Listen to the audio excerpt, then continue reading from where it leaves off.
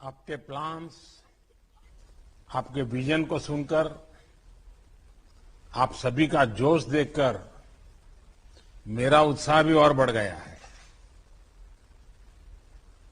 साथियों, आज देश के दो महान सपूतों भारत रत्न श्री जयप्रकाश नारायण जी और भारत रत्न श्री नानाजी देशमुख की जन्म जयंती भी है। आजादी के बाद के भारत को दिशा देने में इन दोनों महान व्यक्तित्वों की बहुत बड़ी भूमिका रही है। सबको साथ लेकर, सबके प्रयास से राष्ट्र में कैसे बड़े बड़े परिवर्तन आते हैं, इनका जीवन दर्शन हमें आज भी इसकी प्रेरणा देता है। मैं जयप्रकाश नारायण जी और नानाजी देशमुख जी को नमन करता हूं, अपनी श्रद्धांजलि देता हूं। साथियों, 21वीं सदी का भारत आज जिस अप्रोच के साथ आगे बढ़ रहा है, जो रिफॉर्म्स कर रहा है, उसका आधार है भारत के सामर्थ्य पर अटूट विश्वास। भारत का सामर्थ्य दुनिया के सभी देश से जरा भी कम नहीं है। इस सामर्थ्य के आगे आने वाली हर रुकावट को दूर करना हमारी सरकार का दायित्व है और इसके लिए सरकार कोई कोर कसर बाकी नहीं छोड़ रही। आज जितनी निर्णायक सरकार भारत में है, उतनी पहले कभी नहीं रही। स्पेस सेक्टर और स्पेस टेक को लेकर आज भारत में जो बड़े रिफॉर्म्स हो रहे हैं, वो इसी की एक कड़ी है। मैं इंडियन स्पेस एसोसिएशन इस्पा के गठन के लिए आप सभी को एक बार फिर बधाई देता हूं, अपनी शुभकामनाएं देता हूं।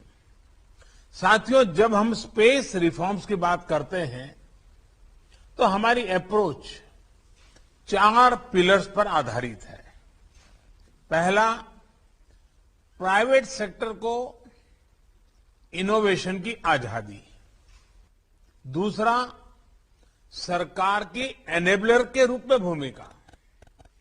तीसरा, भविष्य के लिए युवाओं को तैयार करना। और चौथा, स्पेस सेक्टर को सामान्य मानवीय की प्रगति के संसाधन के रूप में देखना। इन चारों पिलर्स की बुनियाद अपने आप में असाधारण संभावनाओं के द्वार खोलती है। साथियों, आप इस बात को भी मानेंगे कि पहले स्पेस सेक्टर का मतलब ही होता था सरकार, लेकिन हमने पहले इस माइंडसेट को बदला और फिर स्पेस सेक्टर में इनोवेशन किए। सरकार, स्टार्टअप एक दूसरे से सहयोग और स्पेस का मंत्र दिया। ये नई सोच, नया मंत्र इसलिए जरूरी है क्योंकि भारत के लिए अब ये लीनियर इनोवेशन का समय नहीं है। ये समय एक्सपोनेंशियल इनोवेशन का है और ये मुमकिन तब होगा जब सरकार हैंडलर की नहीं, एनेबलर की भूमिका निभाएगी। इसलिए आज डिफेंस से लेकर स्पेस सेक्टर तक सरकार अपने एक्सपर्टाइज को साझा कर रही है। प्राइवेट सेक्टर के लिए लॉन्च पैड उपलब्ध करवा रही है। आज इसरो की फैसिलिटीज को प्राइवेट सेक्टर के लिए ओपन किया जा रहा है। अब ये सुनिश्चित किया जाएगा कि इस क्षेत्र में जो टेक्नोलॉजी मैच्योर हो चुकी है, उसे प्राइवेट सेक्टर को भी ट्रांसफर किया जाए। हमारे जो यंग इनोवेटर्स हैं, उन्हें इक्विपमेंट खरीदने के लिए समय और ऊर्जा न खर्च करने पड़े, इसलिए सरकार स्पेस एसेट और सर्विसेज के लिए एग्रीगेटर की भूमिका भी निभाएगी। साथियों, प्राइवेट सेक्टर के पार्टिसिपेशन को फैसिलिटेट करने के लिए देश ने इन स्पेस की स्थापना भी की है। इन स्पेस सेक्टर से जुड़े सभी मामलों में एक सिंगल विंडो इंडिपेंडेंट एजेंसी के तौर पर काम करेगी। इससे प्राइवेट सेक्टर के प्लेयर्स को, उसके प्रोजेक्ट्स को और गति मिलेगी। साथियों, हमारा स्पेस सेक्टर 130 करोड़ देशवासियों की प्रगति का एक बड़ा माध्यम है। हमारे लिए स्पेस सेक्टर यानी सामान्य मानवीय के लिए बेहतर मैपिंग, इमेजिंग और कनेक्टिविटी की सुविधा। हमारे लिए स्पेस सेक्टर यानी एंटरप्रेन्योर्स के लिए शिपमेंट से लेकर डिलीवरी तक बेहतर स्पीड। स्पेस सेक्टर यानी किसानों और मछुआरों के लिए बेहतर फोरकास्ट, बेहतर सुरक्षा और आमदनी। हमारे लिए स्पेस सेक्टर का मतलब इकोलॉजी की, पर्यावरण की बेहतर निगरानी, प्राकृतिक आपदाओं की सटीक भविष्यवाणी, हजारों लाखों लोगों के जीवन की रक्षा। देश के यही लक्ष्य अब इंडियन स्पेस एसोसिएशन के भी साझा लक्ष्य बन गए हैं। साथियों, आज देश एक साथ इतने व्यापक रिफॉर्म्स देख रहा है क्योंकि आज देश का विजन स्पष्ट है। ये विजन है आत्मनिर्भर भारत का।